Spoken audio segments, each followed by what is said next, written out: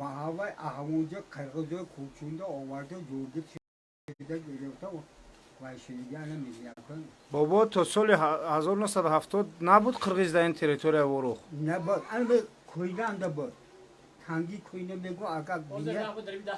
دست روسنده ای که اینجا رو دست روز اوسون برگرد دستی شد یعنی تو همگی تا سال 1970 در این حدود دهه در این حدود جماعت وروخ همگی 20 خوجگی قرقیز بود. آخه 15 20 خوجگی بود خودی ما داخل میشد کلمه ما روزی نشد چوپانا بود نولای ما می‌خواد اینا چوپان بودن یعنی موقتا ایستادن. این اولین برخورد اولین جنگ با قرقیز با چی سبب شروع شد؟ یعنی قرقیزها اومدن صاحب زمین تاجیکستان شدن. این در سال شوروی بود اولین جنگ. اومدن با زمینا رو گرفتن. اما سال 75 74 می همون وقت همین در دوران شوروی بود. مثلا شوروی از کی جانبداری کرد بعد از شب روز وقتی که مثلا قرقیز خوب زمین تاجیک اومد دعواگر بود؟ کمیسیه هر دو جمهوری اومد کمیسیه قرقیزی هم سردارش روز بود نویچ بود یعنی ما خداست یعنی کمیس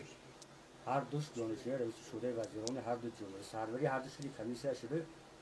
هر دوش روز هر دوش روز زمینه آبادکاری مردم ما نزدیک 400 هکتار زمینی که کش به تیار نهال کاری جای قرقیز بگیران دادن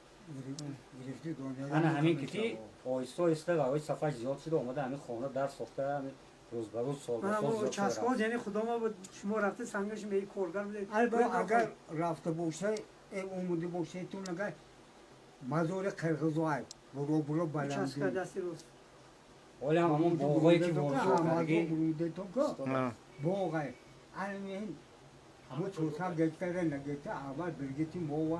برگیتی دا 20 هکتار زمین دادم که همونو آورد کنید مویو تا همون مزار همدستی اینجا او چخویو برده پاتوفته لوی دایره و عبد و فدونده عبد که برونده با نکه همتی نده جنگ شده باوانی 74 بودی جنگ شده و که همه کمیسا و اومده 400 هکتار زمینی همون کورم بولو کش به تیار این برگتی مهم بسیار که در دورده زمینش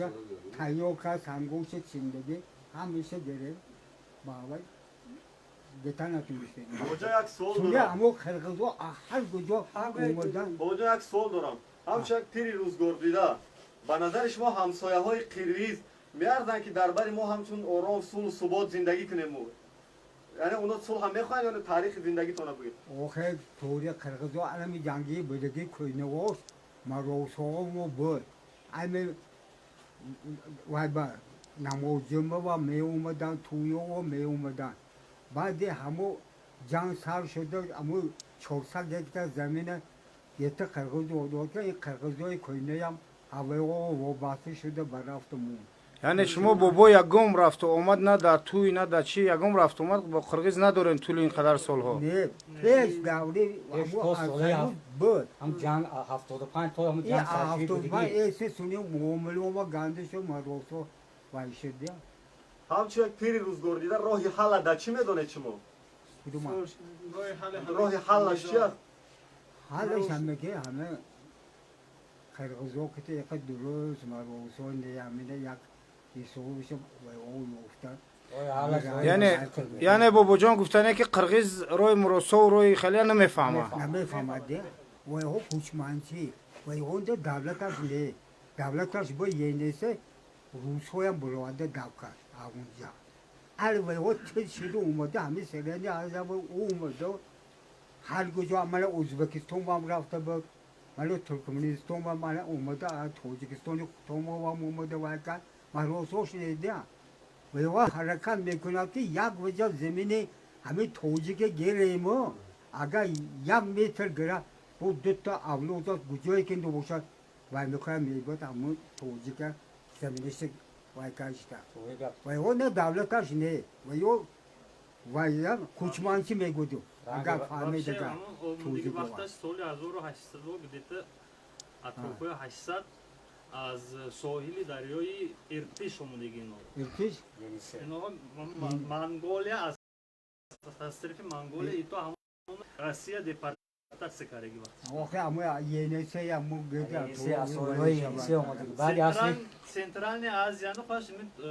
ду миллат будиги. Тоҷик, узбек, қирғиз миллат ном будиги. اینا وقتی که اومدن بابای وقتی که یکم بار اومدن همون چند نفری که خواستن همینجا بشینن از شما پرسیدن از همون سالای چنده که اومدن از این مردم تاجیک پرسیدن بشینن گفته که در همین زمین شما مثلا منزل کنن اوه هو اکل اومده امیجانده گفتم که همون تنگی کویننده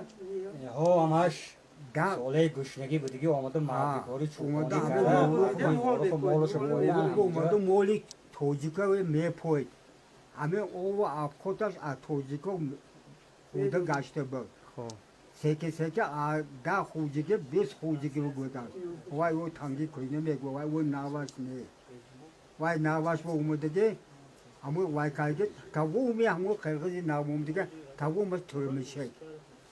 اما اوزو کار آورده اما وای با کارگه که همه گریزی وروخ شما وای کنید گفتم اینا محبوسان سابق بدن اینایی که اومدن اولین بار محبوسان سابق هیچ بار کلانسولو کوشش مثلا قطعشون صحبت کردن هم کلانسولو که مثلا جنگ همین چیزا خوب نیست یکی قرغیز نمیفهمم نمیفهمم گپای بسیار گفتگی آخه بسیار گفته نمیفهمده و قرغزا گوش نمیکنن خب نگود و پدر با جنگ سر خدا نگهبانتون